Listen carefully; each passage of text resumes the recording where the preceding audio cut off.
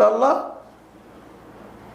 ಈ ಒಂದು ಅಡ್ವರ್ಟೈಸಿಂಗ್ ಒಂದು ಪತ್ರಿಕೆ ನಡೆಸುವಂಥದ್ದು, ವಾರಪತ್ರಿಕೆ ನಡೆಸುವಂಥ ಅಸಾಧ್ಯದ ಮಾತಾಗಿತ್ತು.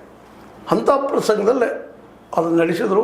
ಅದು ನಡೆಸೋದಕ್ಕೆ ಆಧಾರ ಶಕ್ತಿ ಆದಂಥವರು ನಮ್ಮ ಇಂದಿರಾ ಅವರು.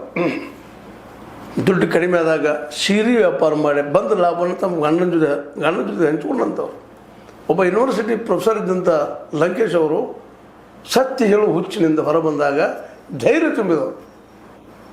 ಇವತ್ತು ನಮ್ಮಲ್ಲಿ ಏನಾದರೂ ಪತ್ರಿಕಾ ರಂಗದ ಬಗ್ಗೆ ಒಂದು ಸ್ವಲ್ಪ ಧೈರ್ಯ ದಿಟ್ಟತನ ಸತ್ಯ ಹೇಳುವಂಥ ಬಂದಿದ್ದರೆ ಲಂಕೇಶ್ ಅವರ ಕೊಡುಗೆ ಅನ್ನೋದು ನಾವು ಯಾವುದಕ್ಕೂ ಮರೀಲಿಕ್ಕೆ ಸಾಧ್ಯ ಇಲ್ಲ.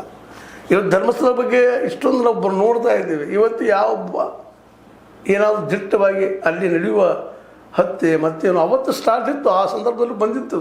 ಲಂಕೇಶಲ್ಲಿ ಬಂದಂಥ ದಾಖಲೆಗಳಿದ್ದಾವೆ. ಕೆಟ್ಟದರ ಗಂಡಾಗಿ ಯಾವುದೇ ಇರಲದು ಅದನ್ನು ಖಂಡಿಸುವಂಥದ್ದು. ಆವತ್ತನ್ನು ಧರ್ಮಸ್ಥಳದ ಹೆಗ್ಗಡೆ ಅವ್ರನ್ನ ವಿರೋಧಿಸಿದವರು. ನಂತರ ಅವ್ರ ಮಗಳು ಅದೇ ರೀತಿ ಬೆಳೆದು ಬಂದಂಥವಳು. ಇವ್ರಿಗೆಲ್ಲ ನಕ್ಸಲೈಟು ನಕ್ಸಲೈಟು ಅಂತ ಇವತ್ತು ಕರಿಬೋದು. ಇವರೆಲ್ಲ ಕರೀಲಿ ಅಂತ ಕರಾರಿಲ್ಲ, ಅವ್ರ ದೃಷ್ಟಿಕೋನ.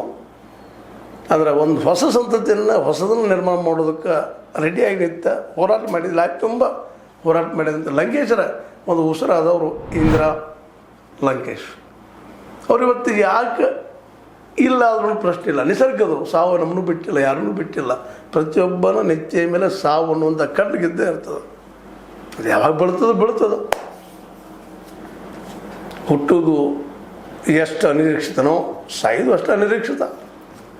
ಅಂಥ ಹೆಣ್ಮಗಳು ಗಂಡನ ಜೊತೆಗೆ ಒಳ್ಳೆಯ ಮಗಳನ್ನು ಕೊಟ್ಟಳು ಗೌರಿ ಲಂಕೇಶ್ ಅಂತಾರೆ.